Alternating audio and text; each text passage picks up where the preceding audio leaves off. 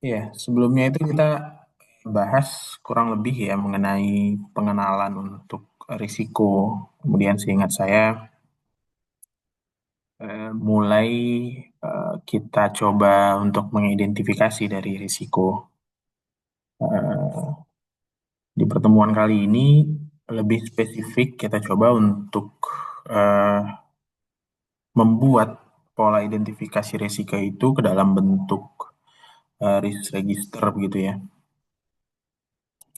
Oke, jadi saya coba share screen risk registernya.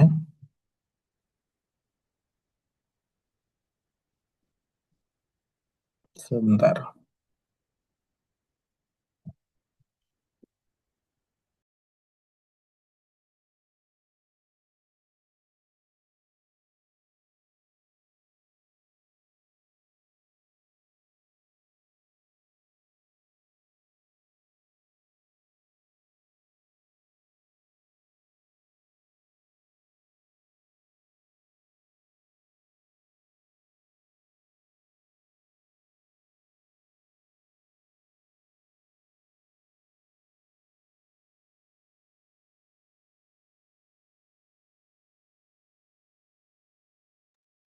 Share screen saya kelihatan. Terlihat, Pak. Terlihat, Pak. Jadi kalau teman-teman Terlihat, Pak. lihat, oke. Kalau teman-teman lihat, ini kurang lebih pada risk register yang kami gunakan gitu ya di Pertamina.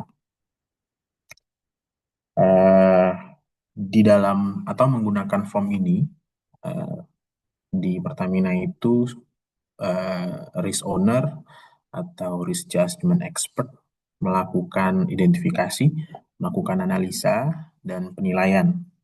Nantinya form ini yang akan dijadikan lampiran atau menjadi dokumen panduan ketika perusahaan ingin melakukan atau memutuskan satu keputusan yang berbasis risiko.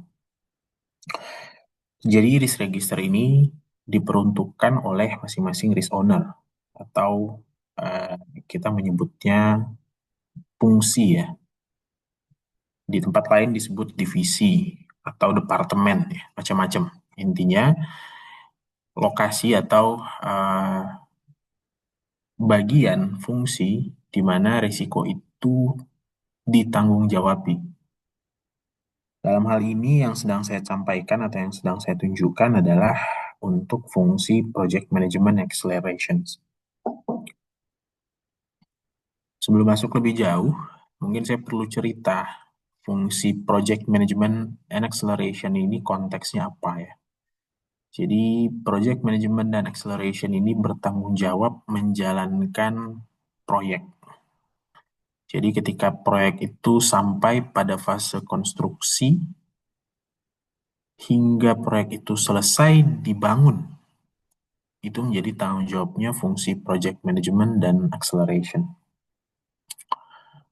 Eh, Walaupun kita daring, harapannya bisa tetap berinteraksi rekan-rekan. Kalau pertanyaannya adalah dalam menyusun gambar dari suatu proyek, katakan desain gitu. Siapa yang bertanggung jawab? Apakah termasuk tanggung jawab dari fungsi project management dan acceleration? Silahkan kalau ada yang mau menjawab.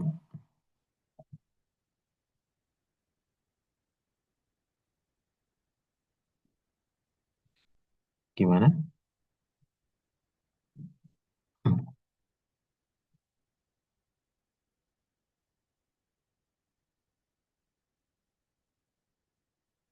Ya, seperti yang tadi saya sampaikan ya, fungsi project management dan acceleration ini hanya bertanggung jawab pada pelaksanaan proyeknya. Desain itu suatu proses yang merupakan tahapan perencanaan dari proyek, sehingga tidak dilakukan oleh fungsi project management dan acceleration.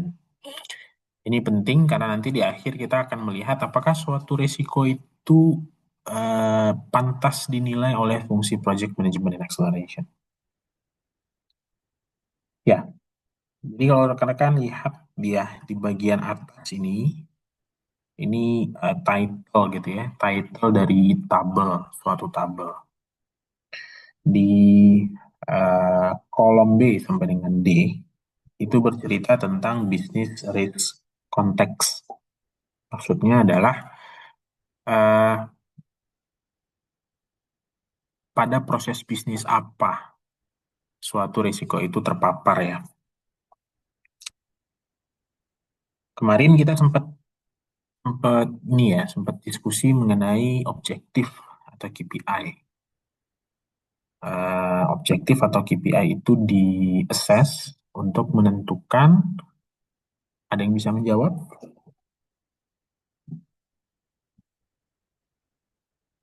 Ada yang mau berpartisipasi untuk menjawab?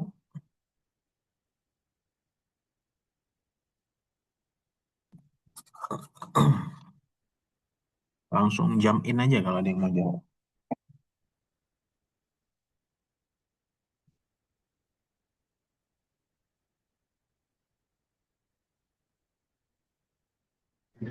Bapak, izin boleh diulang pertanyaannya, Pak?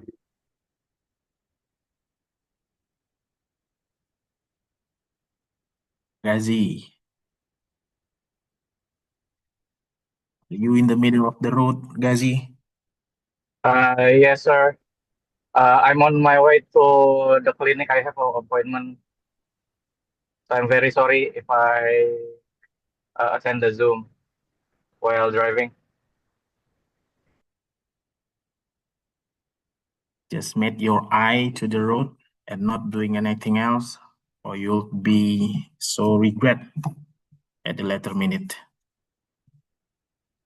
It's okay, Gazi. Kamu perhatiin aja. Yang lain bisa menjawab?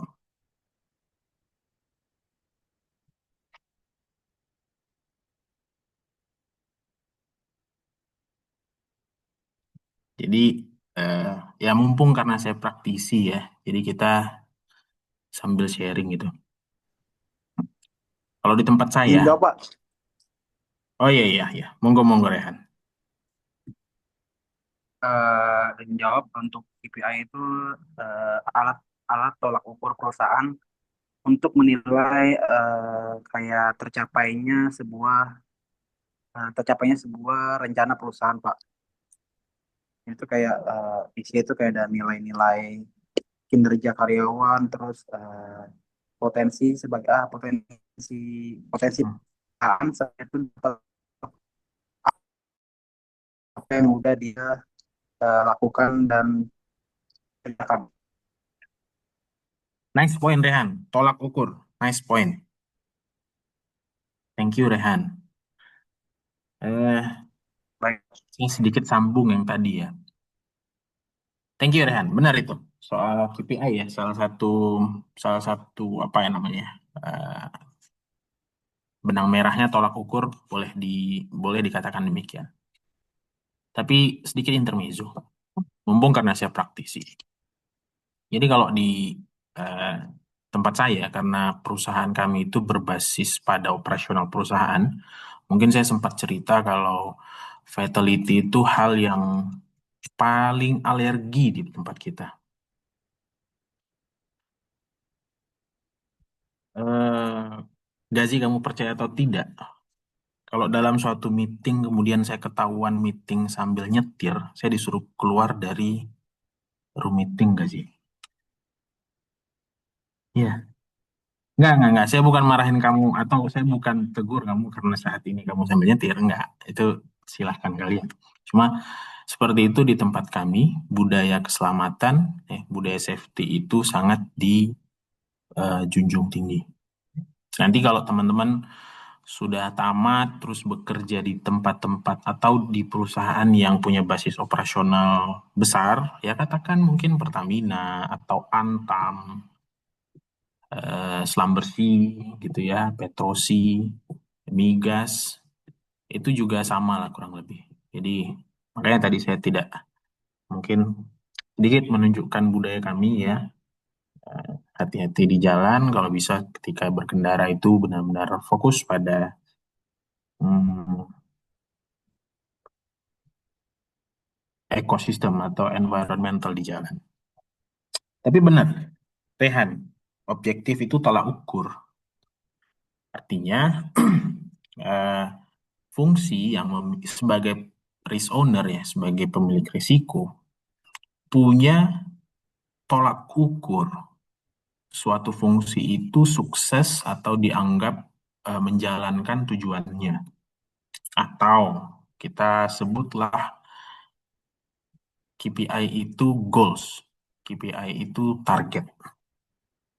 Nah, di sini, seperti yang kalian lihat, pada kolom bisnis risk konteks, objektifnya realisasi investasi dalam kurung fisik project milestone achievement.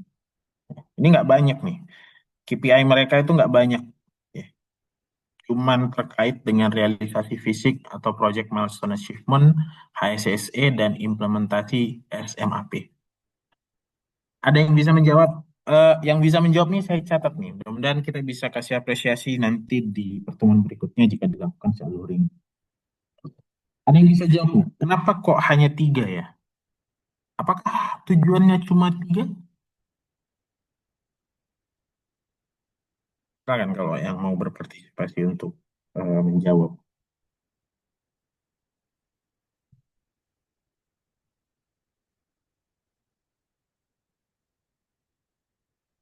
Ada yang mau partisipasi jawab?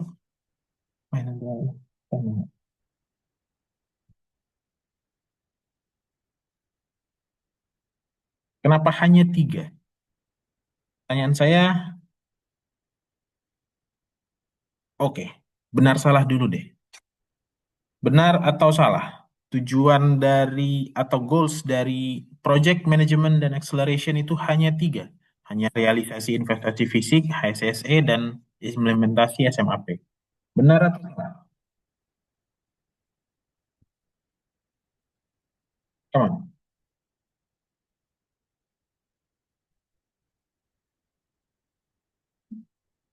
Silakan. Ada yang mau jawab aja?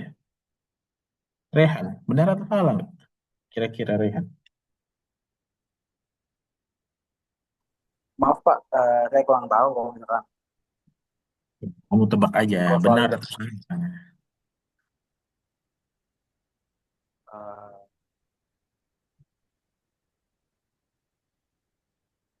kalau sepertinya enggak sih Pak, kalau misalkan Bapak nanya gitu ya, ada Ah, pertanyaan kayak gitu. iya. Kenapa enggak? Yang ada di pikiranmu aja, kenapa enggak?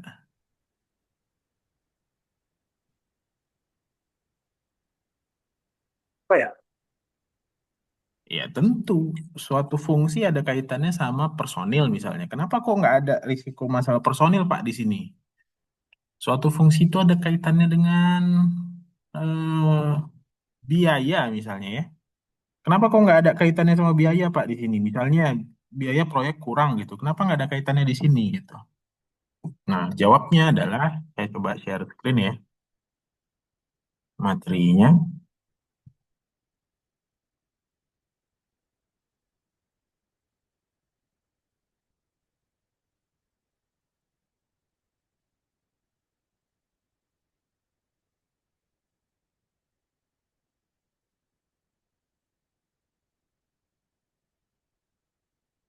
Oke, terlihat?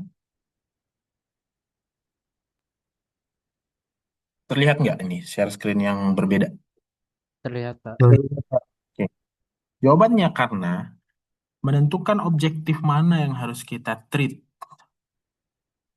pada risk register juga menggunakan beberapa variabel.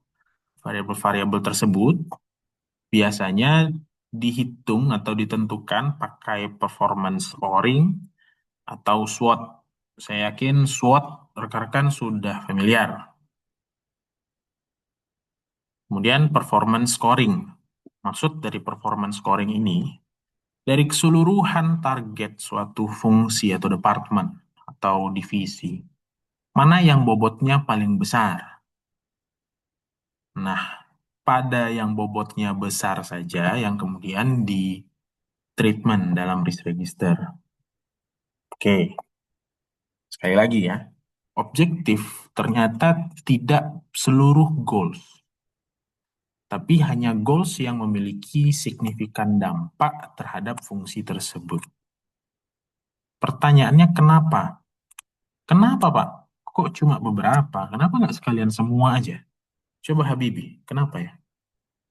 Ini nggak ada salah benar ya, nggak ada salah benar. Jadi jawab aja. Tools analisis mana yang paling dampaknya paling gede, Pak?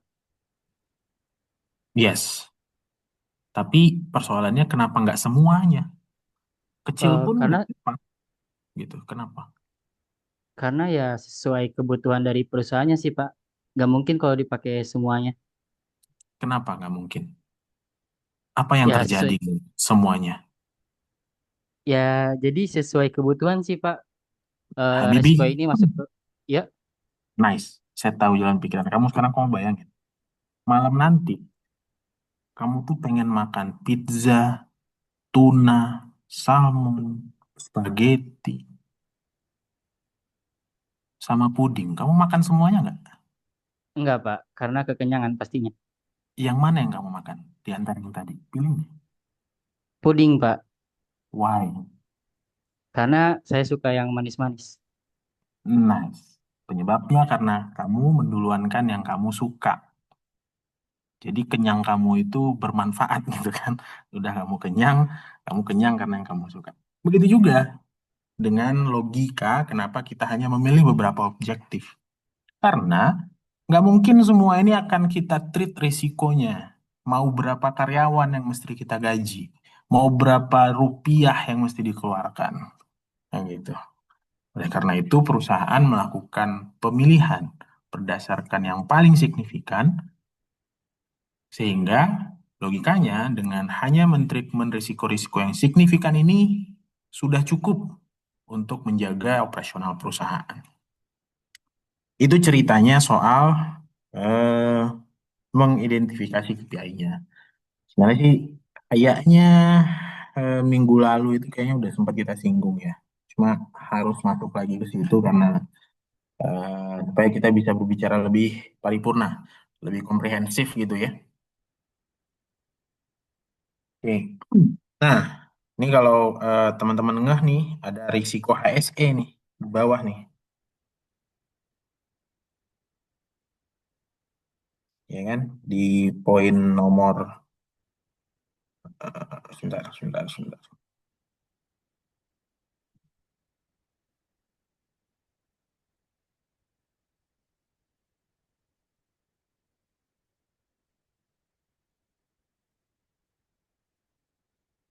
Ya, ada risiko HSE tuh.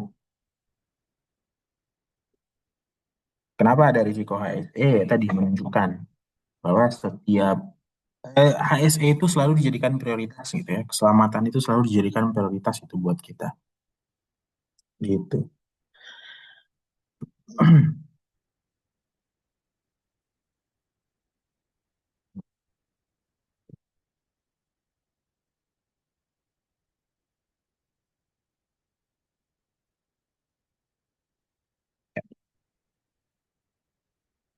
Kemudian SMAP ini singkatannya adalah Sistem Manajemen Anti Penyuapan.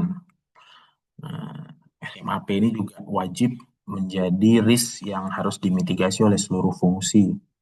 Kenapa? Kaitannya dengan compliance. Kemarin ya, di pertemuan yang lalu kita udah sedikit banyak ya bicara soal risiko compliance ya. Oke, itu pada bagian bisnis risk context. Kemudian terusnya itu adalah pada bagian risk identification. Atau kita mengidentifikasi risiko. Sebenarnya eh, aspek analisa risiko beratnya di dalam atau di spektrum ini nih. Di spektrum risk identification ini beratnya. Mulai dari menentukan apa risikonya, kemudian risk cost-nya, kemudian ya jenis risikonya, sampai menentukan dampak. Oke. Eh, risk event. Risk event ini adalah kejadian risikonya. Nah, kalau teman-teman lihat, objektifnya sama nih. Di baris 10 sampai dengan baris 17, objektifnya sama. Sama-sama terkait realisasi fisik terhadap proyek. Tapi kejadian risikonya ternyata ada beberapa, ada berbeda-beda, ada banyak nih. Kenapa? Seperti itu? Mungkin dijawab oleh Habibi. Tunjuk temanmu di Habibi. Siapa yang mau merespon? Siapa nih Habibi? Berikutnya yang harus merespon. Boleh Ardiansyah. Oke. Jadi Ardiansyah, kenapa ya dalam satu objektif terdapat beberapa risk event?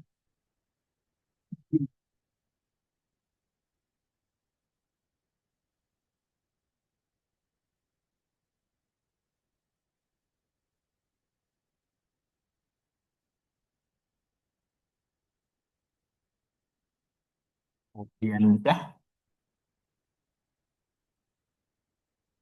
atau anyone silahkan. Coba tadi diulangi Pak pertanyaannya.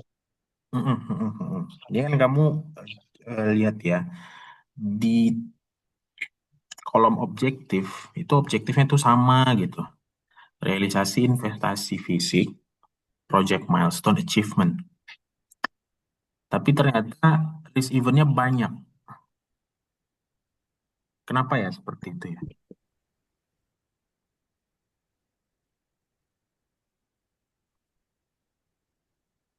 Mungkin dalam satu objektif atau KPI itu banyak ini kali Pak ya, banyak apa namanya langkah atau aktivitas yang dilakukan di objektif tersebut Pak. Hmm, nice ya. Banyak aktivitasnya. Berarti banyak risiko gagalnya ya. Iya Pak. Hmm, persis. Jadi pada satu objek dan satu KPI dapat dipengaruhi oleh beberapa kejadian risiko. Jadi suatu proyek itu bisa tidak terrealisasi karena beberapa kejadian. Bisa karena perubahan ruang lingkup pekerjaan, bisa karena proses pengadaannya gagal, bisa karena tidak tercapainya kesepakatan dalam kontrak, bisa karena komersial. Banyak sekali. Oleh itu, oleh karena itu risk event-nya ada beberapa gitu ya.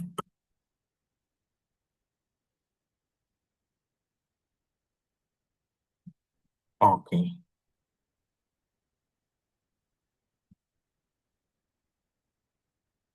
Pertanyaannya,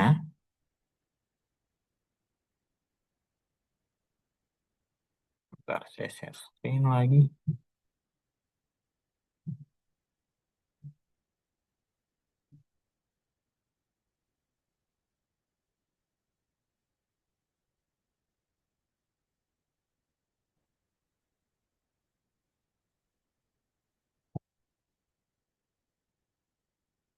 Oke. Eh, pertanyaannya, karena risk event-nya beberapa gitu ya, ada sejumlah risk event gitu. Bagaimana cara memilih atau menentukan risk event tersebut?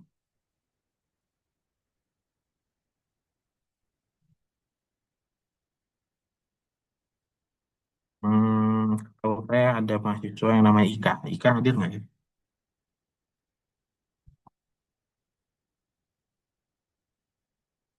Mahasiswa bernama Ika, hadir nggak?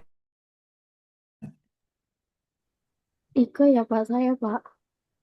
Ike, yes Ike. Kamu bisa jawab nggak Ike?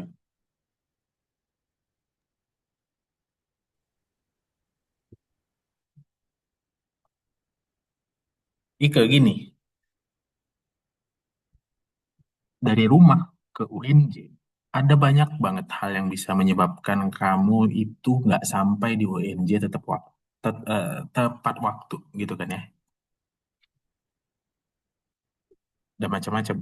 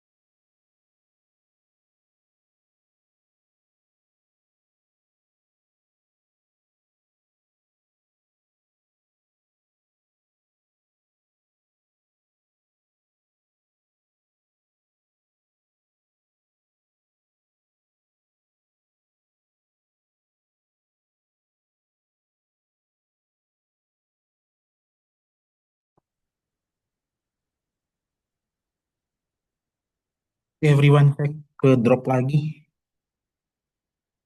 Jadi karena saya pakai laptop dari kantor gitu ya. Itu kita dibatasin untuk membuka browser yang eksternal. Harus pakai VPN gitu. Ya, kalau VPN kan agak eh, fluktuatif ya ininya kecepatannya. Ya, jadi kita sampai di menentukan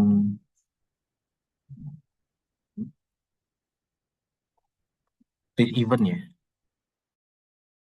Oke. Jadi tadi Ike ya,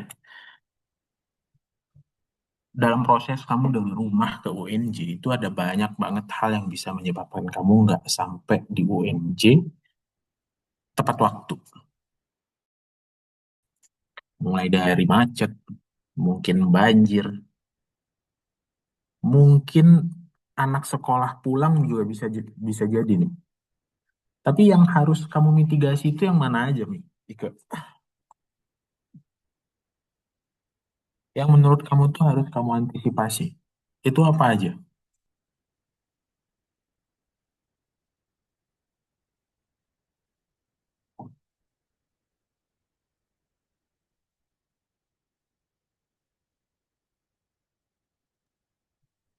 Mohon maaf tadi bagaimana ya Pak? Soalnya di saya kayak agak putus-putus gitu. Oh iya, ini terdengar jelas nggak saya ya? Sudah Pak. Sudah, Pak. Ya, jadi bayangkan gitu ya, kalian dari eh, rumah ke kampus, itu ada beberapa hal yang bisa menyebabkan kalian tidak sampai di kampus tepat waktu gitu ya. Nah, banyak hal itu, menurut kalian apa yang mesti kalian mitigasi tuh, supaya bisa sampai di kampus tepat waktu?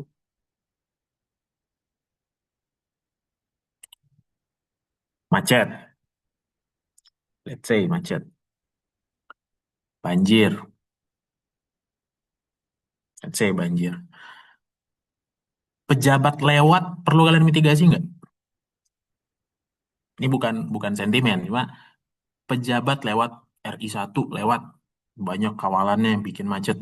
Perlu kalian antisipasi nggak?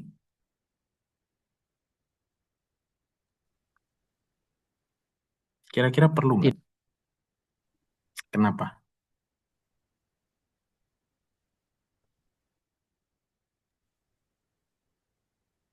Karena itu udah di luar kuasa kita, Pak. Kan dia yang punya negara. Ah, iya benar sih. Cuman mungkin tempat tinggal kita bukan tempat jalannya pejabat.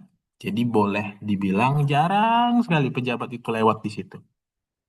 Kayak saya nih, saya tinggal daerah Kayu Putih. Nggak ada pejabat, jarang pejabat lewat Jakarta Timur Pemuda gitu ya.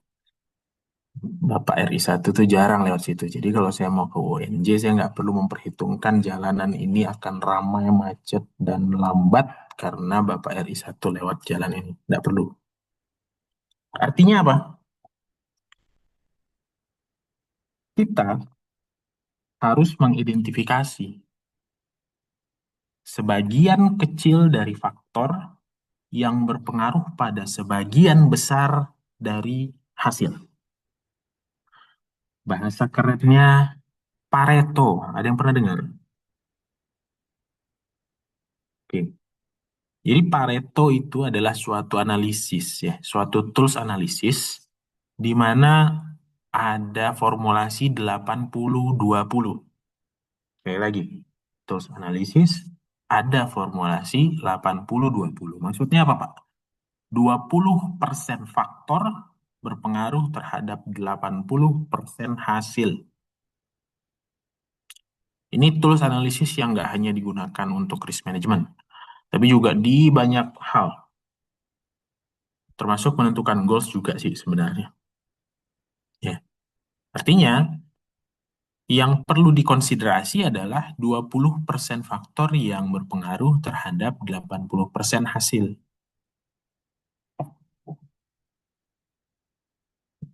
Jadi kalau faktor yang kecil, ya, baik kecil dampaknya ataupun kecil probabilitasnya, tidak perlu dikonsiderasi.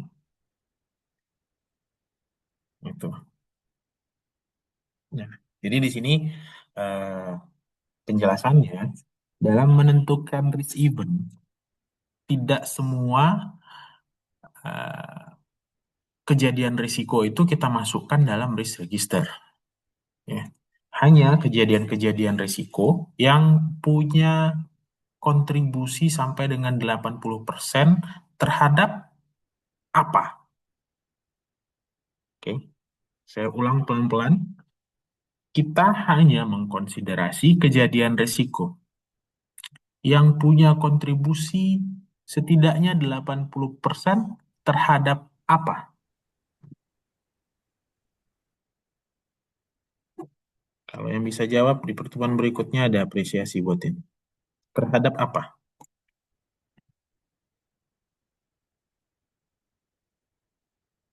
Silakan. Yang bisa jawab?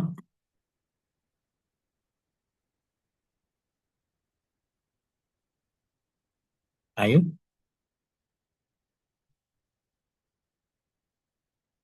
3, 2, 1. Terhadap objektif. Oke, terhadap KPI-nya tadi. Gitu. Nah, ini diagram ini ya, diagram apa namanya? eh Pareto gitu. Ini bisa kelihatan nih. Tumbuh tegak ya. Ini adalah frekuensinya. Nah, titik-titik ini adalah kumulatif, artinya persentase kumulatif. Kalau berdasarkan yang tadi saya sampaikan, bahwa kita hanya mempertimbangkan faktor yang berpengaruh sampai dengan 80%. Kalau begitu dari 4 faktor ini, apa faktor yang perlu dipertimbangkan terhadap suatu proyek? Baca aja diagramnya.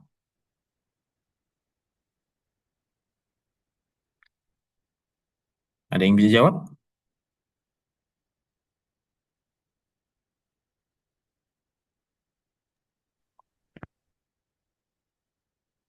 Ya, ayo. Nilai material dan kecelakaan kerja. Oke, Siti.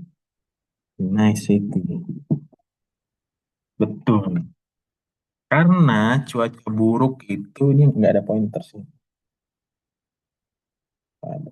Oke. Karena cuaca buruk itu ya di bawah 80%. Jadi 80%-nya itu sampai pada kecelakaan kerja. Cuaca buruk dan kesalahan desain itu pada 20% sisanya.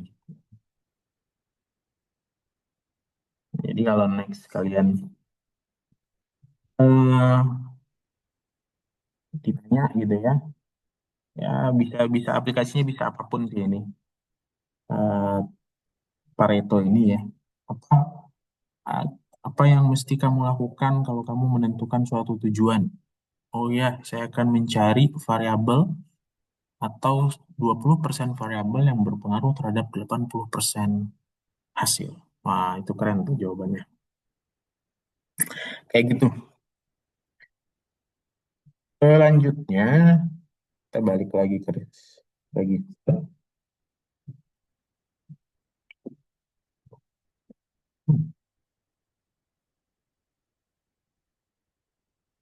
Oke. Di risk event sudah tahu ya cara menyusunnya, cara menentukannya, memilihnya. Berikutnya adalah risk cost. Risk cost adalah penyebab terjadinya risk event. Oke. Risk cost itu penyebab terjadinya risk event. Kembali lagi, setiap risk event mungkin memiliki beberapa risk cost, memiliki beberapa penyebab. Nah, risk cost ini seingat saya lumayan cukup dalam ya di pertemuan sebelumnya kita bongkar-bongkar gitu ya. Kita tahu dalam menentukan eh, sebentar, dalam menentukan risk cost harus kita cari root cause-nya. Kenapa? Ya, suatu persoalan itu tidak bisa selesai kalau yang dimitigasi atau yang ditreatment bukan root cause-nya atau akar masalahnya. Pertanyaan saya, bagaimana untuk menentukan root cause dari suatu permasalahan?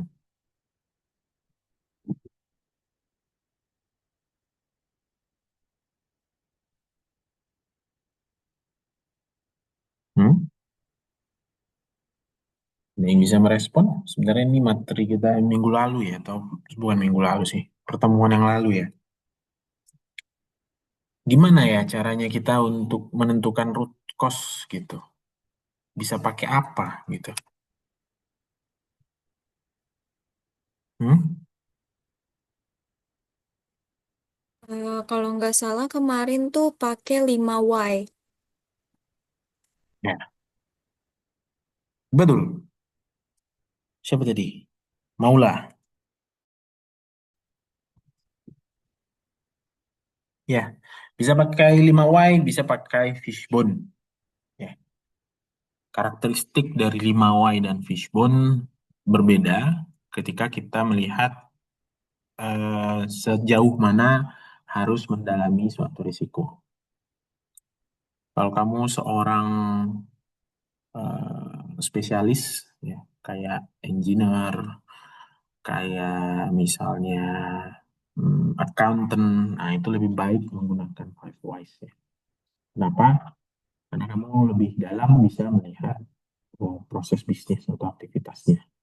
Tapi kalau manajemen, ya, bicara manajemen itu berarti direksi atau konsultan. Biasanya mereka mencari tools yang cukup melihat secara overview ya, secara helikopter view. Nah, itu bisa menggunakan fishbone gitu. Benar tadi ya Maula ya. Jadi root cause atau risk cause itu kita bisa pakai tools analysis, Five Whys dan Fishbone. Aplikasinya seingat saya sudah sempat kita bahas di pertemuan sebelumnya ya.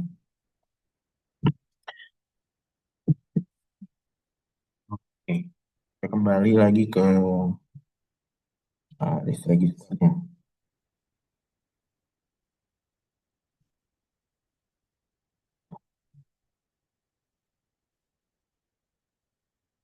Oke.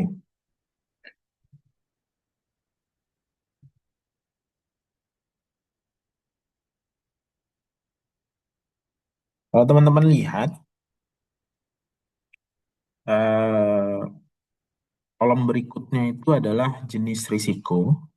Nah, jenis risiko ini sebenarnya lebih pada probis ya, proses bisnis. Kalau yang nggak familiar dengan bahasa proses bisnis, tupoksi. Nah, jenis risiko ini lebih kepada tupoksinya, tugas pokok dan fungsi yang terganggu. Jadi, membacanya adalah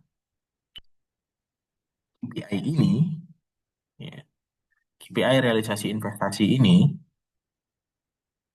bisa terganggu apabila terjadi risiko ini, risiko perubahan lingkup pekerjaan EPC, yang disebabkan oleh 3 hal, lingkungan pekerjaan di luar lingkup awal, spesifikasi customer, spesifikasi mandatori, kemudian perubahan metode pekerjaan, yang mana merupakan tugas pokok dan fungsi dari bisnis strategi planning, operational planning. Gitu, membacanya tuh kayak gitu. Oke. Lanjut ke gejala risiko ya. Jenis risiko ini lebih ke given sih nanti ya. Lebih ke udah ini gitu ya, udah ditentukan gitu. Proses bikinnya apa gitu yang terganggu. Kita masuk ke gejala risiko. Gejala risiko itu adalah indikasi atau tanda, boleh jadi dalam bentuk tren, boleh jadi dalam bentuk historical. Nih, saya ulang lagi. Gejala risiko itu indikasi atau tanda-tanda boleh jadi dalam bentuk tren atau historical data, ya, antara tren dan historical data. Pertanyaannya, kapan gejala risiko itu ditentukan menggunakan tren? Atau kapan gejala risiko itu ditentukan menggunakan data? Coba sebentar ya. Saya coba cek.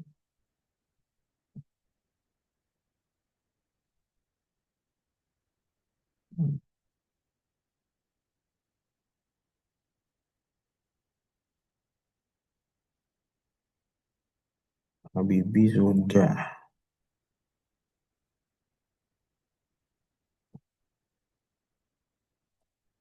Adriani Audrey. Adriani Audrey, kita coba diskusi ya. Kamu pernah ke Medan nggak, Adriani Audrey? Belum pernah, Pak. Oke, Adriani. Kalau kamu belum pernah ke Medan, kemudian kamu harus ke Medan minggu depan. Ya. Bagaimana cara kamu untuk tahu ke Medan itu butuh berapa lama?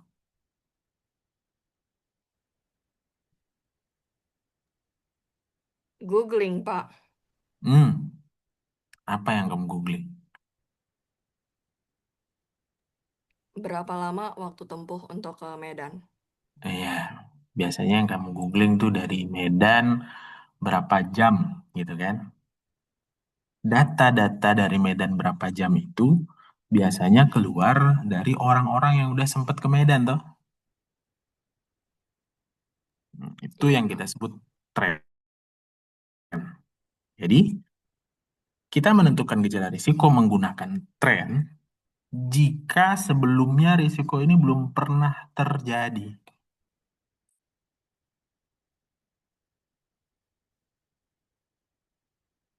Lagi, Gejala risiko itu ditentukan menggunakan tren kalau sebelumnya risiko yang bersangkutan ini belum pernah terjadi di perusahaan.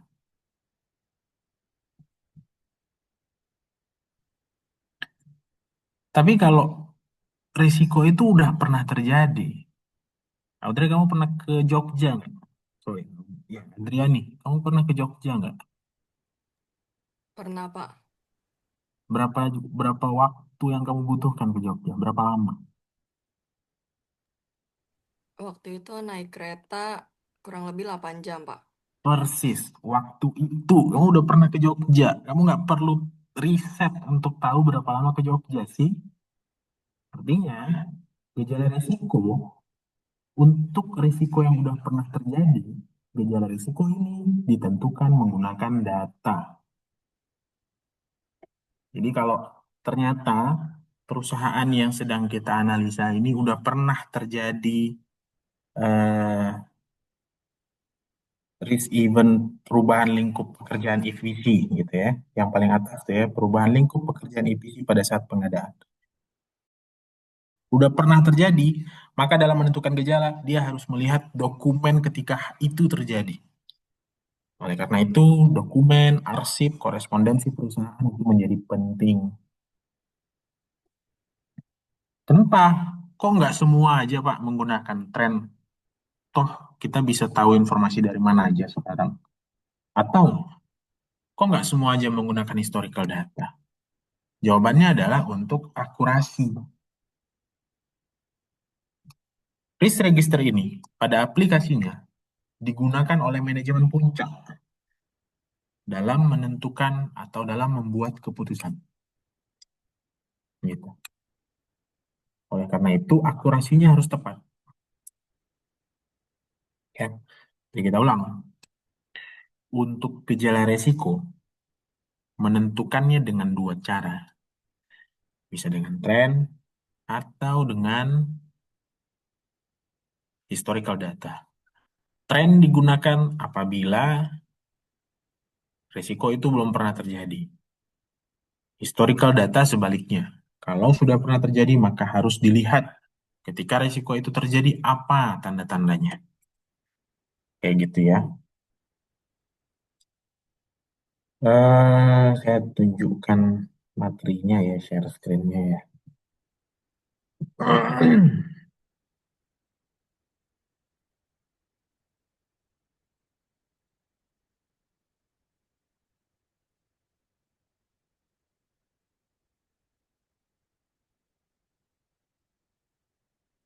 Nah ini. Jadi eh, kalau secara teori ya, gejala risiko itu bisa ditentukan dari tiga hal. Expert judgment, using fault tree analysis, historical data, atau calculate directions. Expert judgment menggunakan analisa fault tree. Nah, fault tree ini datanya dari trend, dilakukan oleh expert, yang artinya belum pernah terjadi sebelumnya.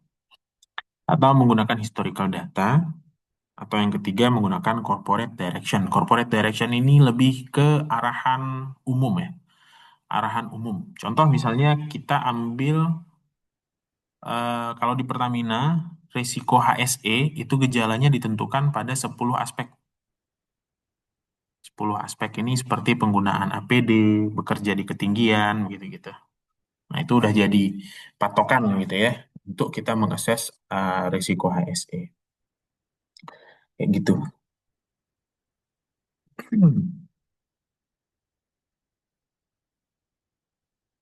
Oke, sebentar saya share balik lagi ke list registernya.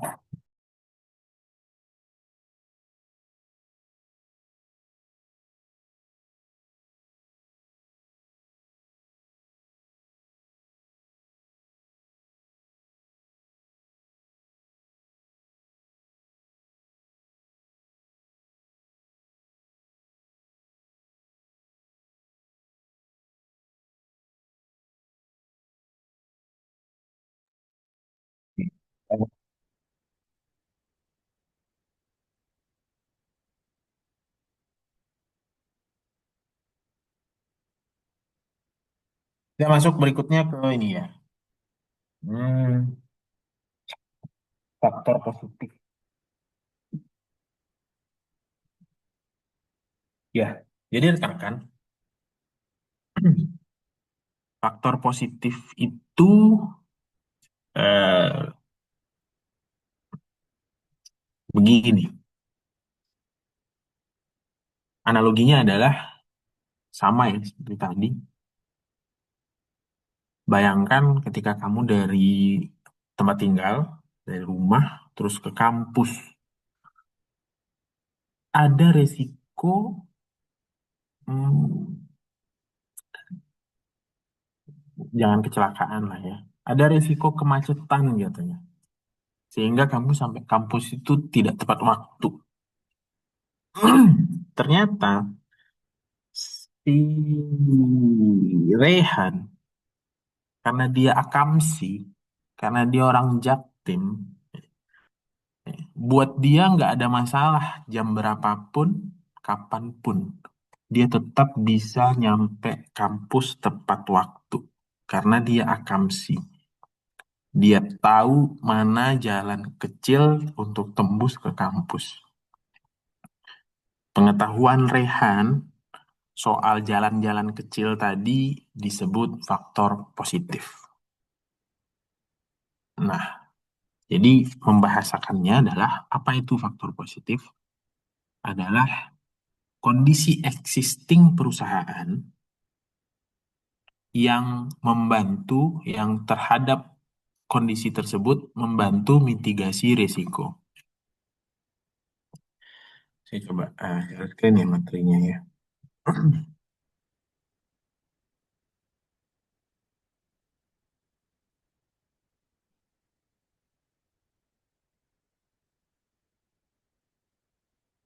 Jadi faktor positif itu adalah kondisi perusahaan yang mengurangi exposure risiko ya.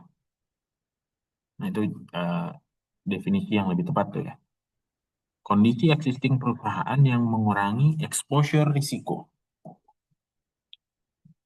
Bentuk-bentuk faktor positif itu ada bisa beberapa eh, bentuk ya, atau jenis faktor positif itu bisa jadi beberapa bentuk. Pertama SOP, perkembangan teknologi, dan lain-lain. Kenapa SOP kok bisa jadi faktor positif? Kenapa SOP bisa membantu mengurangi exposure risiko?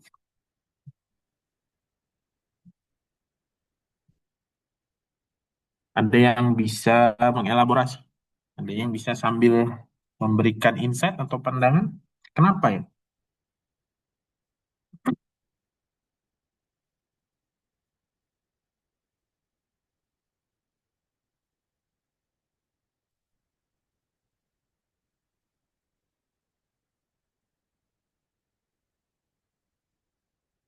Sastra,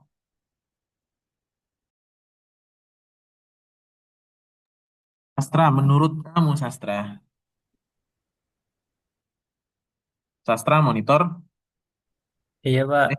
ada ya? Oke.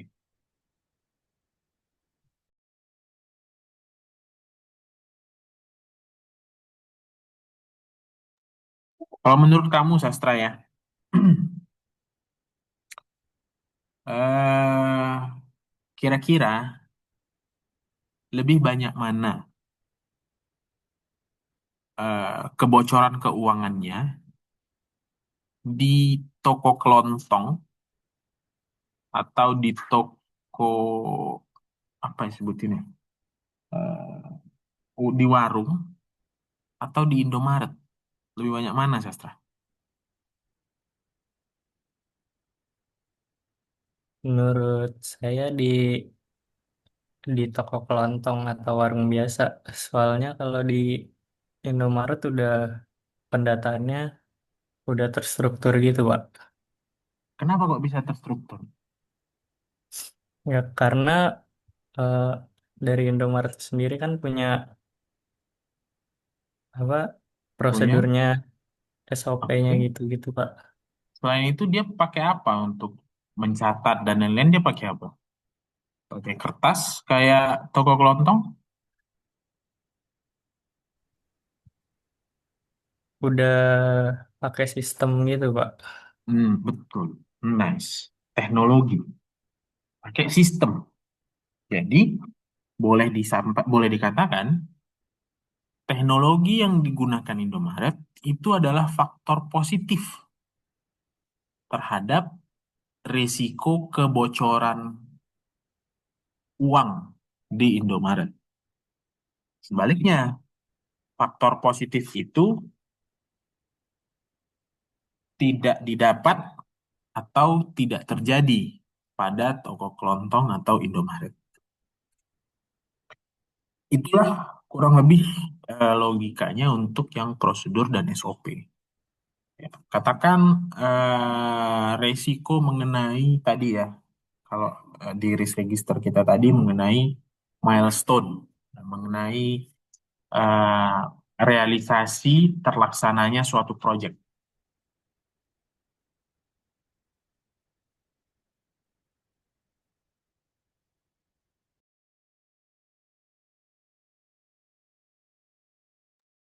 Mengenai realisasi terlaksananya suatu proyek. Kalau suatu perusahaan itu punya SOP, bagaimana atau berapa lama suatu proyek dengan nilai tertentu dilaksanakan, dibandingkan dengan perusahaan yang belum memiliki prosedur atau SOP, tingkat exposure risikonya akan lebih tinggi perusahaan yang belum memiliki prosedur atau SOP. Kenapa?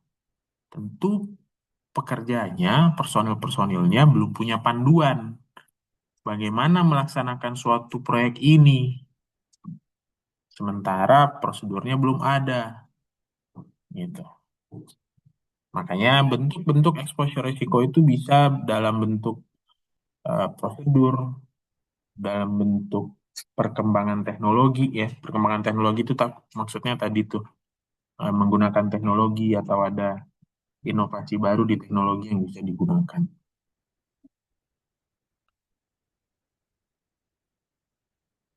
Ini pertanyaan yang tricky. Tapi kalau bisa dijawab, would be nice. Kalau gitu, kenapa faktor positif bukan sebagai risk treatment?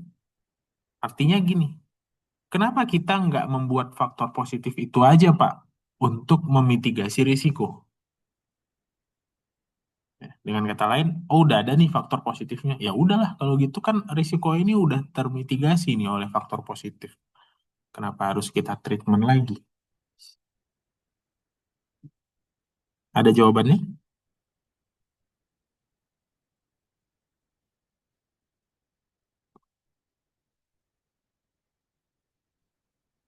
Ada yang bisa jawab?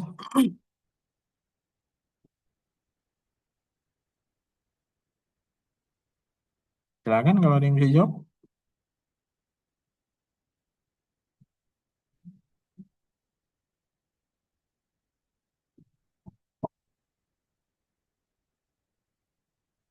Agak saya ulang ya. Kalau faktor positif itu adalah kondisi existing perusahaan yang mengurangi exposure risiko. Kalau begitu, kenapa bukan faktor positif itu saja sebagai mitigasi risiko? Sebagai bentuk treatment terhadap risiko. Kenapa nggak faktor positif itu aja sih? Gitu. Ada yang bisa memberikan insight? Silakan, nggak ada salah atau benar ya. Miki Bapak izin jam nih. Ayo April, kenapa? Kalau dari saya sih sebenarnya dari segi apa penyebutannya aja sih, kenapa si faktor positif ini nggak dijadiin sebagai, kalau risk treatment itu kan dia hanya berlaku buat risiko yang bersifat negatif atau fokusnya itu ke Iya. ancaman. Sementara kalau faktor yang positif itu kan otomatis dia udah ke keuntungannya. Karena kita sifatnya adalah mengurangi dari ancaman yang terjadi, bukan memperbanyak yang dirasakan. Mungkin seperti itu, Pak. Terima kasih. Azril, stay with me. Tadi kamu sampaikan Risk treatment itu kita untuk mengurangi faktor positif itu existing. Artinya, kalau dengan mengandalkan faktor positif, risikonya tetap ada atau tidak? Ada, Pak.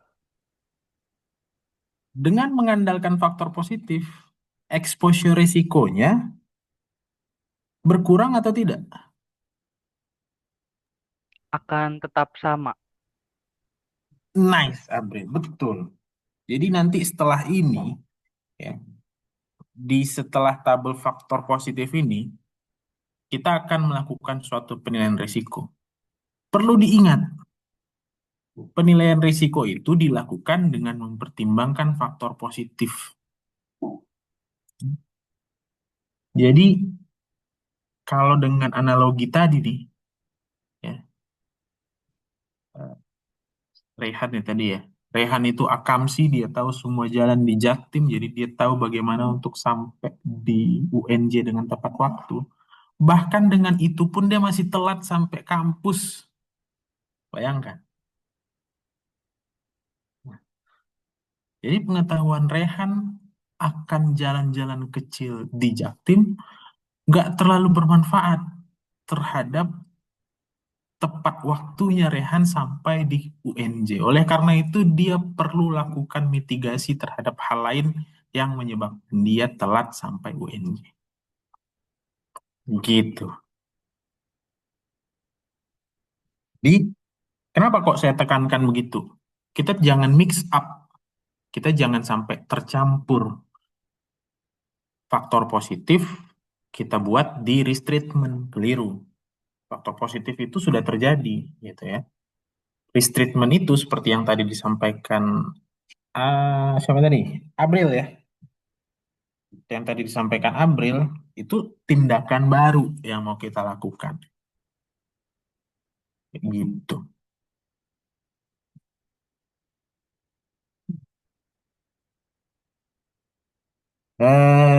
Saya sambil izin minum dulu. Ada yang mau nanya? 5 menit.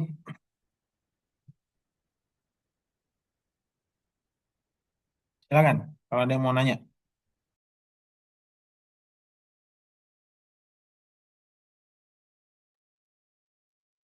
Ada yang mau tanya? Ada yang bingung?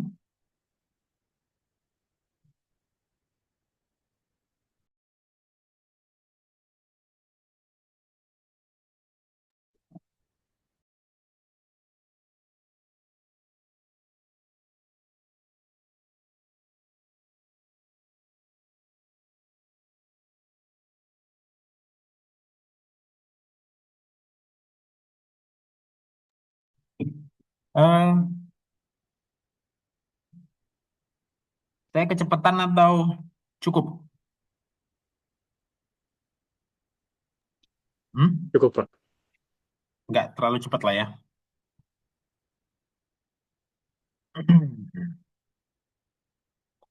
Oke. Kita lanjut lagi.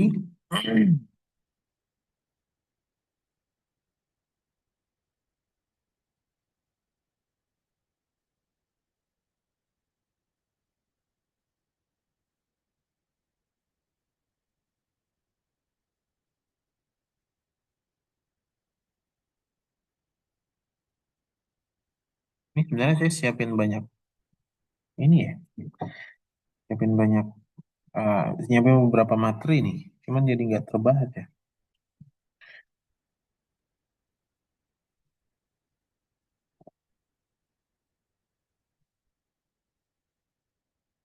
Hmm.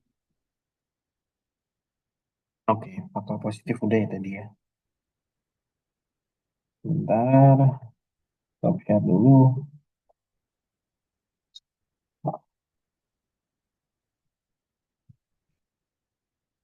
Ya. Kalau kita lanjutkan, ya, ada kategori dampak.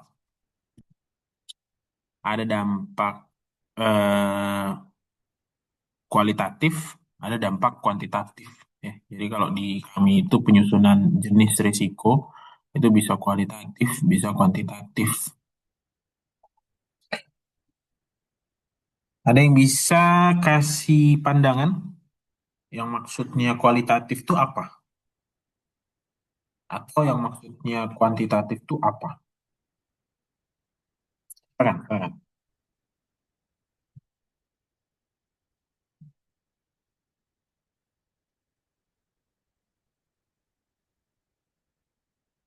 Gimana? Kapan Izin suatu menjawab Bapak. silahkan. Apa itu namanya? Gaji Pak. Gaji. Iya, kalau misalnya kuantitatif itu kita mengumpul. Tapi ini kalau misalnya secara pendidikan atau kampus ya Pak. Kalau misalnya kuantitatif itu kita mengumpulkan data dari polling, dari apa namanya kuesioner atau form seperti itu. Tapi kalau kualitatif kita mengumpulkan data by person, kita ketemu langsung orangnya, kita wawancara tersebut, bagaimana Hmm. dari A sampai Z, pertanyaan-pertanyaan tersebut. Yes.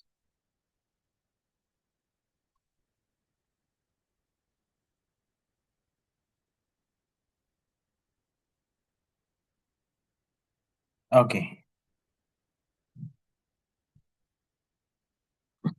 Hmm, bentar.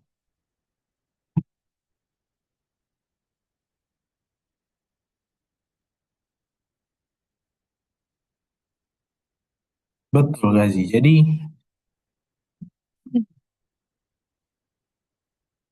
kalau yang kualitatif, kita mengumpulkan data yang sifatnya ternominasi, ada nominalnya. Kalau yang kualitatif, mengumpulkan data yang sifatnya deskripsi atau redaksional, gitu ya. Nah, tapi kalau bicaranya resiko, Gazi. Gazi, stay with me ya. Gazi, kalau bicaranya resiko. Kalau kamu diputusin pacar, terus kamu depresi, itu kualitatif atau kuantitatif? Kualitatif sih Pak, kalau menurut Nah, saya ya. Karena kenapa kualitatif? Karena kan saat diputusin ya itu by word ya. Kembali lagi by word, habis itu kita depresinya juga by word karena oh kaget gitu loh diputusinnya kenapa dulu. Kalau misalnya tiba-tiba diputusin karena ya memang salahnya kita ataupun memang dia dari pihak pasangan tersebut tidak ada kejelasan, ya maka bisa saja kita depresi karena diputusin itu Pak. Jadi menurut saya ya kualitatif. oke. Terus pacar yang kamu putusin itu, pernah kamu beliin pouch LV 15 juta harganya. Itu kuantitatif atau kualitatif? Kalau itu sih kuantitatif Pak. Kenapa? Karena kan ya ada nominalnya itu Pak, karena ya sudah membelikan suatu barang ya dengan harga yang cukup besar, kemudian ya sudah kita belikan malah feedback ke kita malah diputusin Nah, ataupun tidak diberikan feedback yang seharusnya seperti itu Pak. betul. Sebenarnya dua hal itu, baik kamu depresi ataupun kamu kehilangan 15 juta, itu sama-sama loss. Ya, itu sama-sama kasihan. Bedanya, kamu nggak bisa mengkuantifikasi, kamu nggak bisa menuliskan dalam jumlah nominal depresimu itu. Kembali ke risiko, maka kuantitatif risk adalah ketika risiko itu bisa kita hitung secara nominal persis.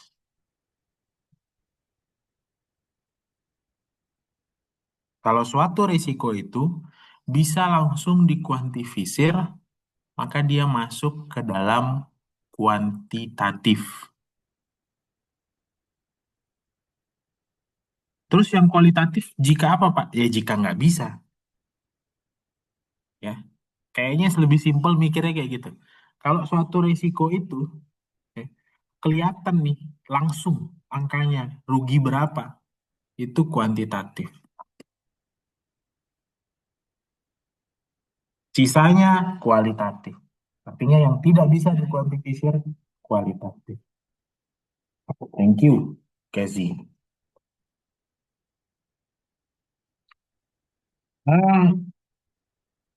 Itu soal hanya menentukan kualitatif dan kuantitatif. Kalau pertanyaannya begini, sebenarnya semua resiko pasti berefek pada biaya. Gazi, kamu depresi, pasti ujung-ujungnya kamu keluar duit. Minimal kamu ke psikiater, Gazi. Iya nggak? Kenapa tidak semua dikuantifikasi? Kenapa bukan semua termasuk risiko kuantitatif? Ada yang bisa jawab?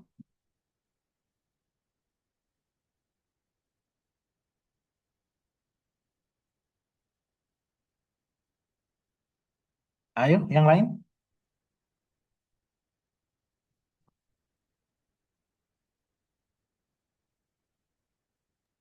Boleh diulang nggak Pak? Barusan rada tetap. Ya, sebenarnya semua risiko pasti menimbulkan biaya. Setuju nggak? Setuju nggak, Habibie? Betul, betul. Setuju, Pak. Betul. Kayak Gazi tadi, Dava, minimal karena dia depresi, dia ke psikiater, keluar duit lagi. Pertanyaannya, kenapa tidak semua risiko termasuk dalam kuantitatif? Kalau semuanya itu sebenarnya ada biayanya.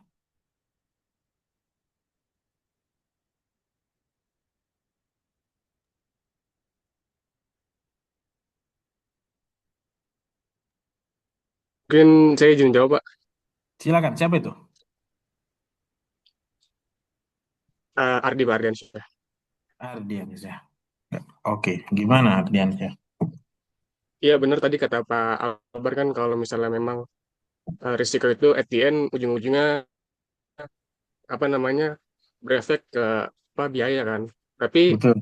ternyata ada variabel-variabel lain yang terpengaruh oleh risiko tersebut di luar dari biaya. Contohnya misalnya karena Gazi depresi akhirnya Gazi jadi kinerjanya turun atau mungkin apa hubungan sosialnya rusak atau mungkin dia jadi trauma gitu-gitu itu kan apa namanya Iya.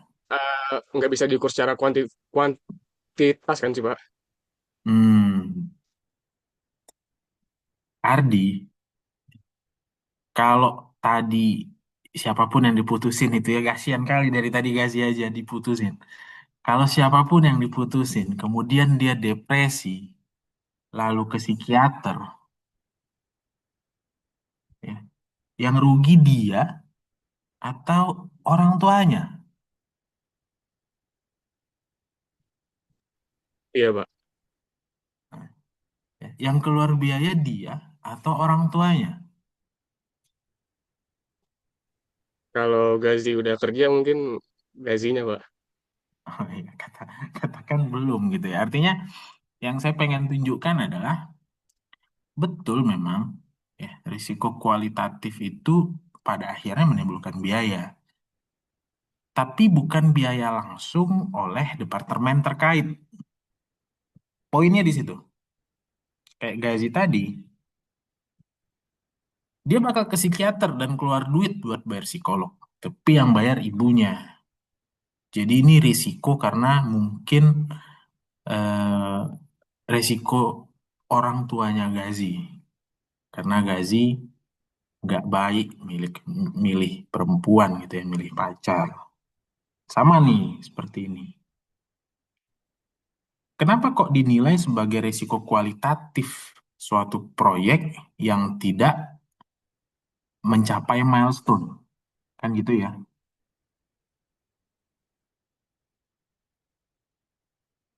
Karena ini adalah risk register fungsi proyek. Fungsi proyek tidak bertanggung jawab terhadap keuangan perusahaan. Fungsi proyek hanya bertanggung jawab seperti yang saya sampaikan di awal, mulai dari pelaksanaan proyek sampai proyek tersebut selesai. Sehingga dinilai oleh fungsi proyek, kegagalan selesainya suatu proyek akan menyebabkan kinerjanya jelek, gitu ya. Nah, biaya tadi akan menjadi risiko siapa? Biaya tadi akan menjadi risiko, katakan fungsi bisnis atau fungsi keuangan atau uh, ya, fungsi bisnis ya, fungsi komersial atau fungsi keuangan, gitu. Pemilik dari biaya cost centernya, gitu. Oleh karena itu, untuk uh, risiko yang tadi ya, coba saya kembali ke risk register.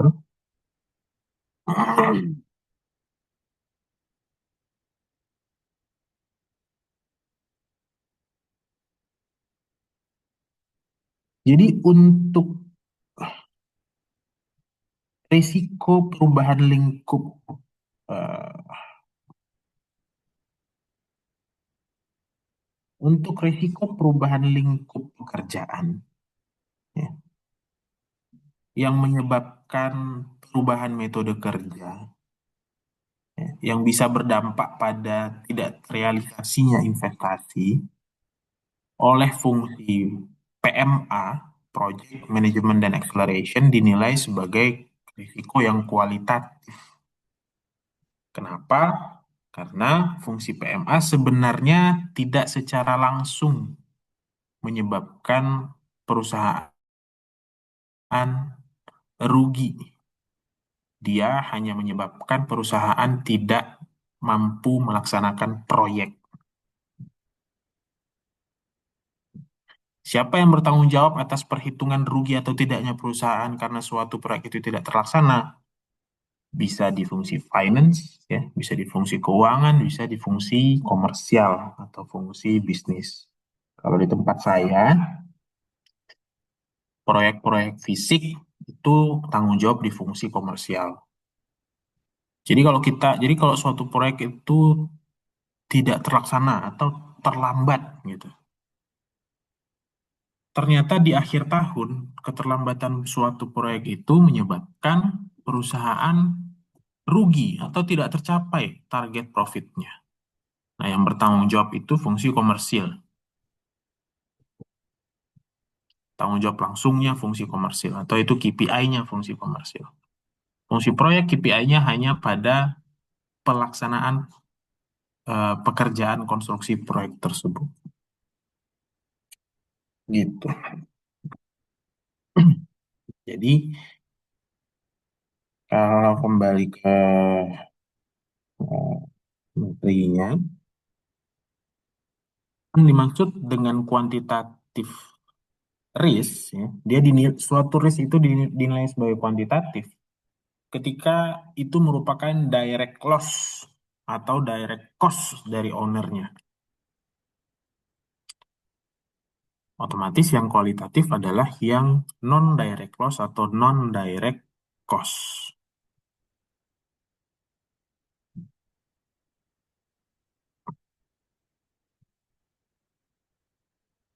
Kemarin Bu email itu sampein ya, katanya kalau bisa ada latihan risk register. Nah, ini kita coba lihat ya.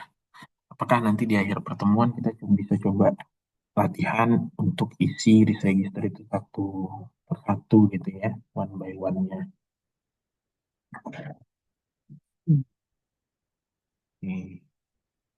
Saya balik lagi ke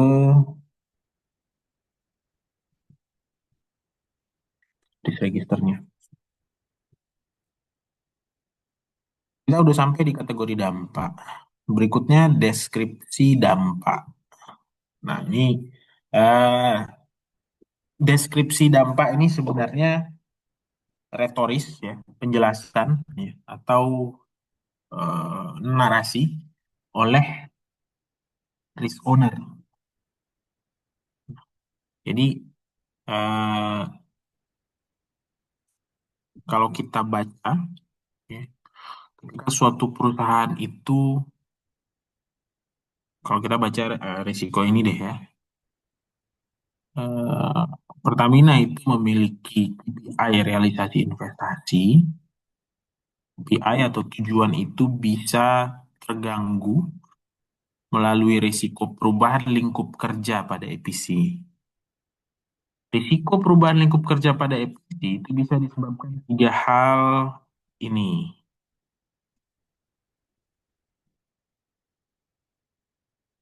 Tiga hal yaitu lingkup pekerjaan di luar lingkup awal, adanya spesifikasi mandatori, dan perubahan metode kerja. Terhadap penyebab risiko ini, kita punya faktor positifnya.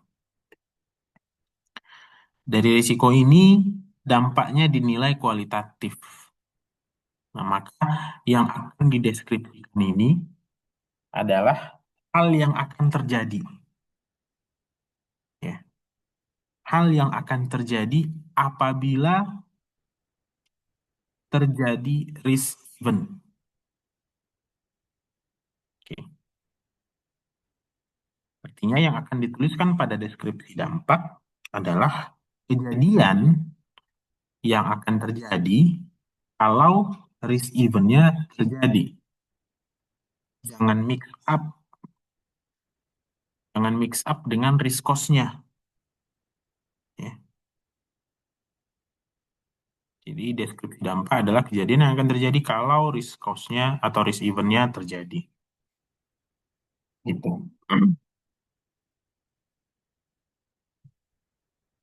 Kembali ke materinya.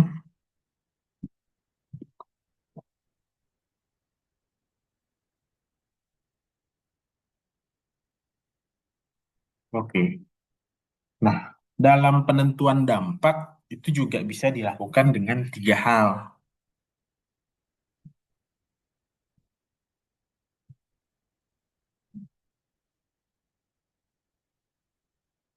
Dengan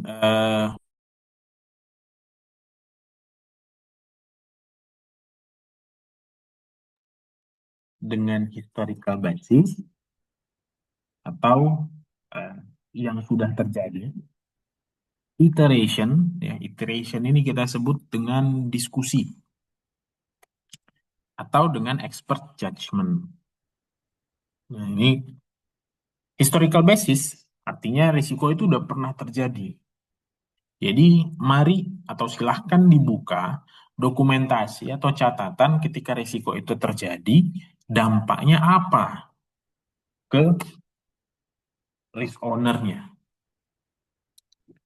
Iteration itu diskusi ya, deliberasi. Baik risiko itu sudah terjadi ataupun belum pernah terjadi. Risk owner itu meminta atau mengundang fungsi-fungsi lain, divisi-divisi lain, departemen-departemen lain untuk memberikan pandangan. Apa dampak yang akan terjadi kalau risk event-nya terjadi? Atau apa dampak yang akan ditimbulkan kalau risk event-nya terjadi? Kenapa? Kenapa risk owner harus mengundang fungsi lain atau departemen lain? Kata kuncinya adalah dampak. Dampak ini tidak hanya atau possible untuk terjadi lebih dari satu sisi.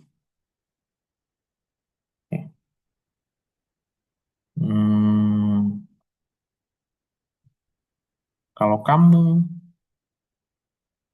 tebang pohon, ya, kalau ada orang menebang pohon secara sembarangan di hutan, dampaknya itu pertama banjir, perubahan iklim,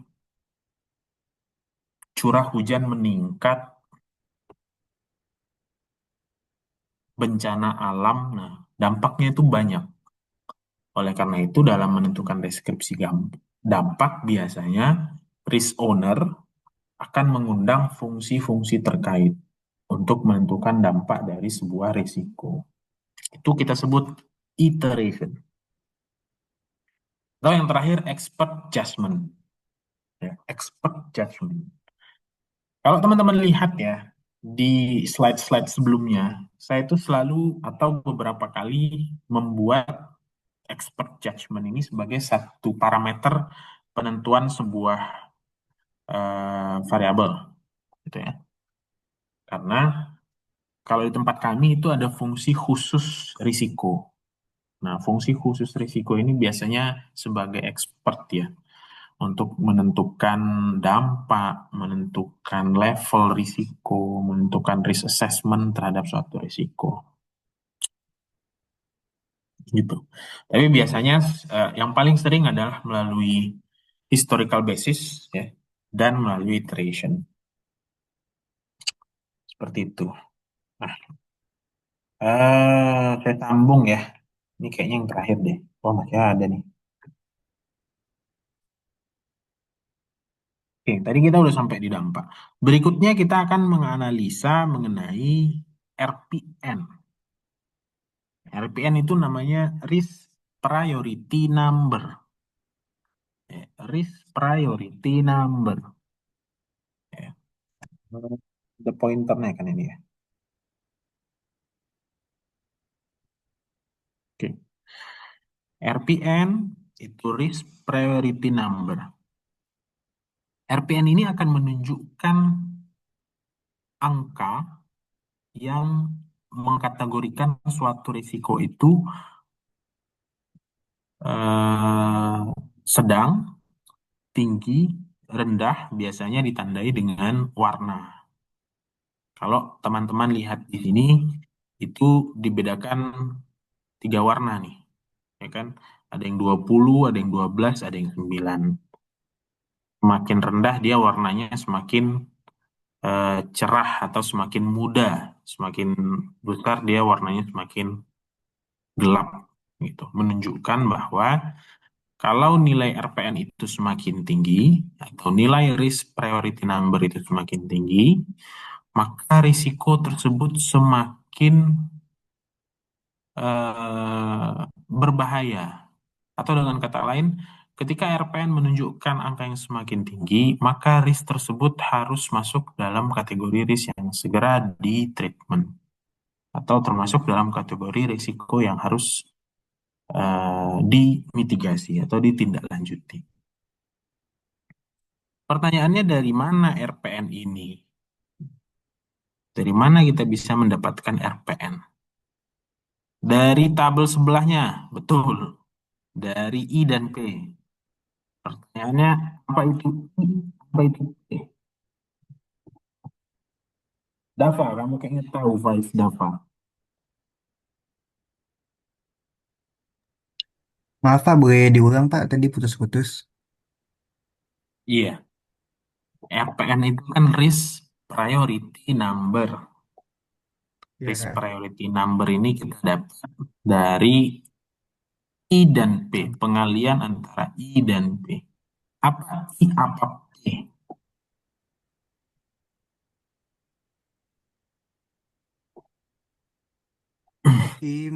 Yang saya tahu itu kalau dampak kualitatif ya Pak, dari kualitas.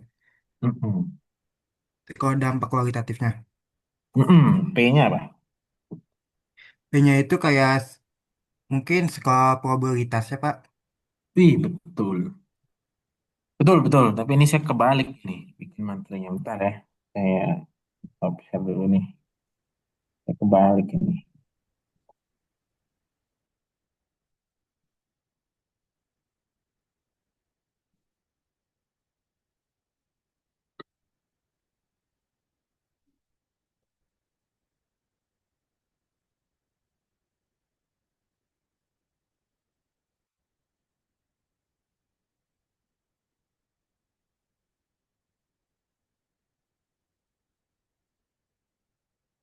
Ini kita sampai jam berapa deh? Sampai jam berapa nih kita, teman-teman? 14.50 Pak. 14.50. Waduh, 10 menit lagi dong. Iya Pak. Ya ini, eh oke lah, ini agak cepat ya. I betul tadi kata Faiz Dava, I itu impact atau dampak. P itu probability. Artinya I itu apa yang akan terjadi, dan P itu adalah frekuensi terjadinya I.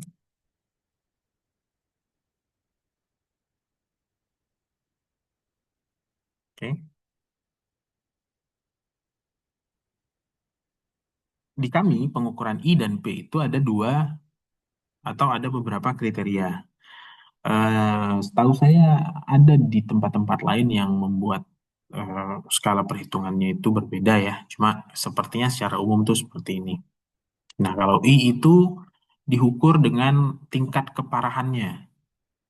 Kategorinya ada mulai dari signifikan, minor, moderate, insignifikan, dan katastrofik. Sorry, saya ulang. Kategorinya mulai dari insignifikan, minor, moderate, signifikan, dan katastrofik. Artinya sangat kecil, kecil, sedang, besar, dan sangat besar.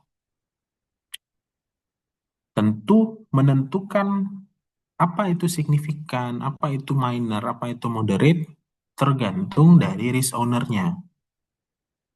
Nah, kalau risk owner-nya sekarang PMA ya, Project Management dan Acceleration, maka dia akan membuat sasarannya. Sasarannya apa? Sasarannya adalah proyek selesai sesuai dengan milestone dan otobosor. Otobosor itu singkatannya atau akronim. Kepanjangannya on time, on budget, on schedule, on return. Jadi project on time, on budget, on schedule, on return. Nah, ini sasaran utamanya nih. Dia masuk kategori insignifikan kalau proyek tersebut melewati milestone, tapi nggak berdampak pada keekonomian dan KPI.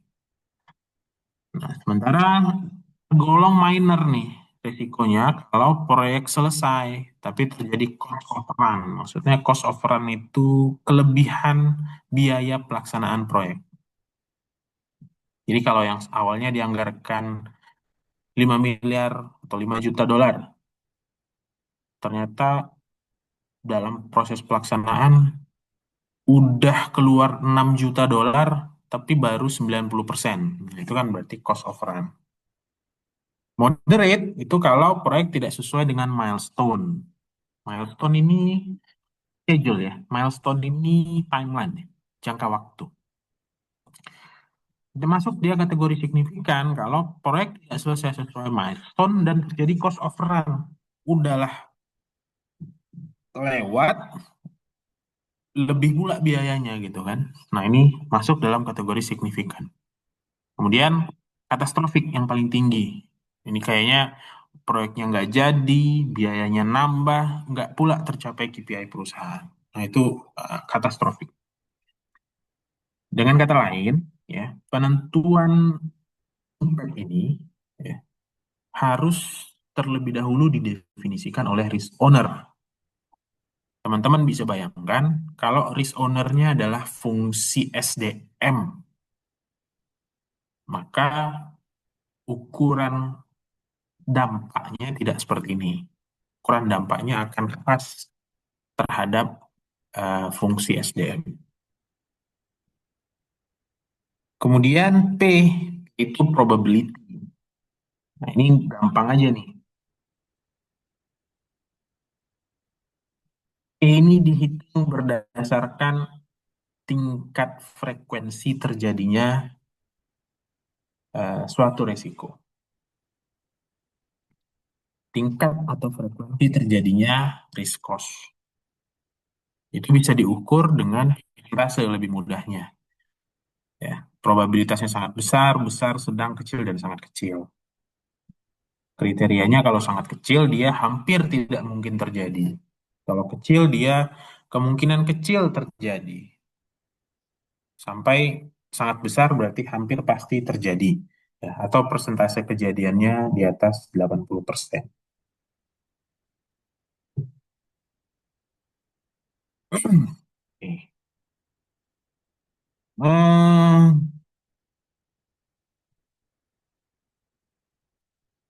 Yang terakhir residual risk.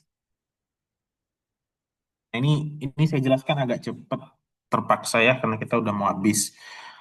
Tapi di pertemuan berikutnya saya akan coba ulang lagi terkait residual risk. Intinya residual risk itu adalah penilaian terhadap suatu risiko setelah dilakukan treatment. Jadi kalau teman-teman lihat, setelah adanya risk analysis ini, ya, kita bisa menentukan suatu risiko itu nilai risikonya berapa, RPN-nya berapa, risk priority number-nya berapa. Dari risk priority number ini, selanjutnya yang akan kita lakukan adalah menyusun langkah mitigasi atau risk treatment. Nah, setelah dilakukan risk treatment, berapa nilai residual risk-nya? Berapa nilai risiko tersebut? Pertanyaan terakhir. Harusnya nilai residual risk ini di atas atau di bawah RPN sebelumnya?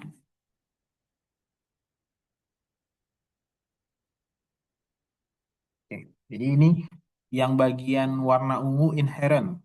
Kita nyebutnya ya, inherent itu berarti risiko yang melekat.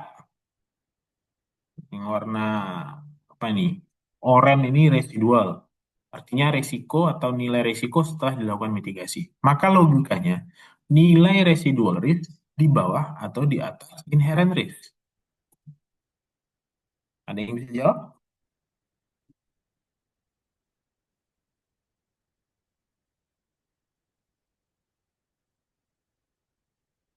Ayo, ada yang bisa merespon?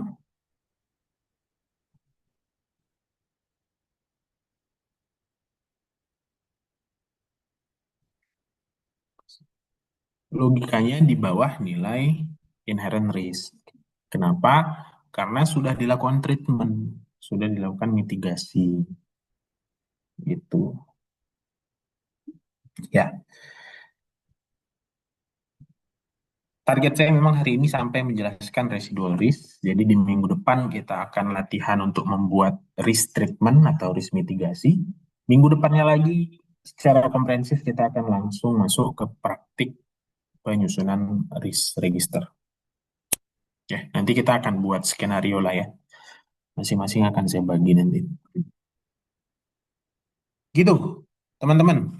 Untuk sesi siang ini. Sebelum kita tutup ya, saya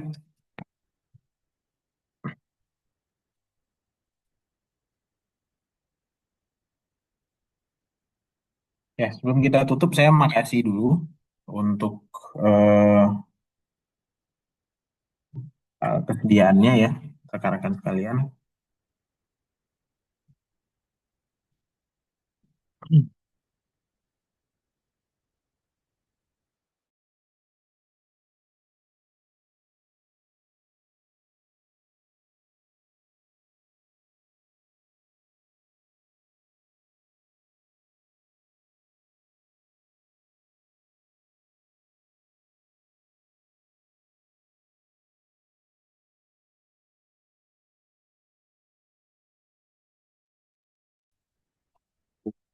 Sorry ya, sempat terputus tadi ya.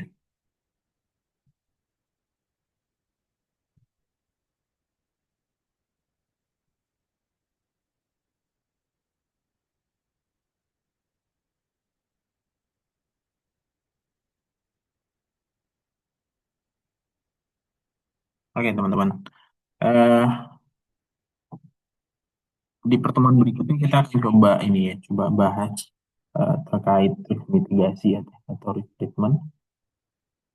Saya nggak tahu sih nanti ujiannya akan seperti apa ya oleh dosen pengampunya.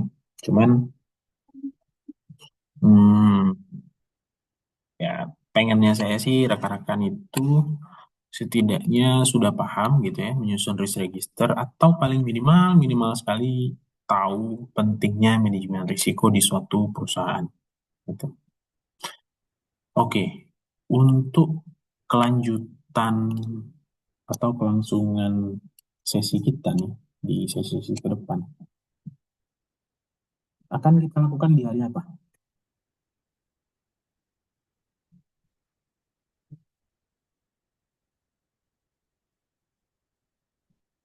Siapa ini? Ketua kelas atau siapa ya? Apa sih istilahnya ya? Ketua kelasnya siapa? Rehan ya? Rehan PJ Pak, sama saya juga PJ. Kalau untuk mata kuliah manajemen resiko itu jadwalnya hari Kamis jam 10 Pak. Oke. Kita mau lakukan secara online ya. Cuman kalau online Sabtu kayak gini nyusahin ya.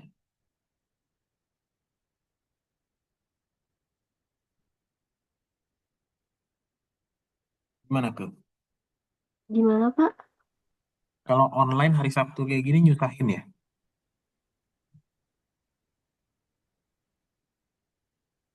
Kalau online hari Sabtu gitu Pak. Iya, maksudnya agak nyusahin kalian ya, keberatan ya maksudnya ya. Enggak juga sih Pak kalau dari saya. Gini, saya tuh minggu depan ya mungkin aja saya bisa ambil waktu senggang ya di hari Kamis. Kalau Jumat kalian penuh kah atau gimana? Kalau misalnya kita lakukan sesinya itu Jumat jam 8, bisa nggak? Jam 8 bisa Pak. Bener bisa. Online atau offline ya Pak? Hmm, Saya pada prinsipnya sih menyediakan waktu ya. Karena saya nggak kepengen, kalau bisa kita menghindari weekend, cuma ya mau gimana lagi gitu. Prefernya online atau offline silahkan.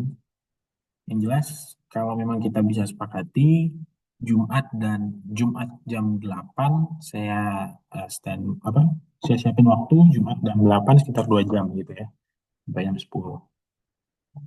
Iya, karena kalau Jumat itu di jam 10 dan jam 1 itu matkulnya online, Pak. Hmm,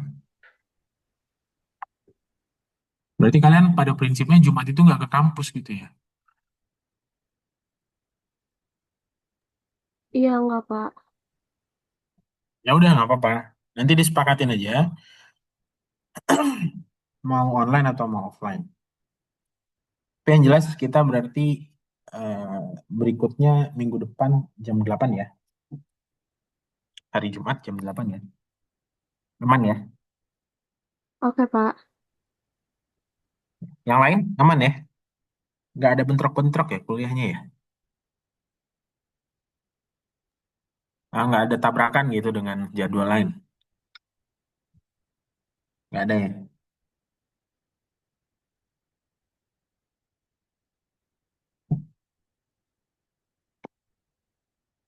Oke, itu ya. Eh, udah habis sih sebenarnya ya 14.53. Tapi ada yang mau bertanya nggak dari penjelasan hari ini? Dari sesi kita hari ini? Ada yang mau bertanya? Silakan.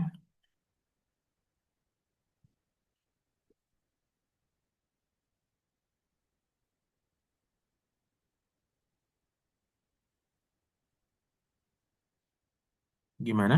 Ada yang mau bertanya?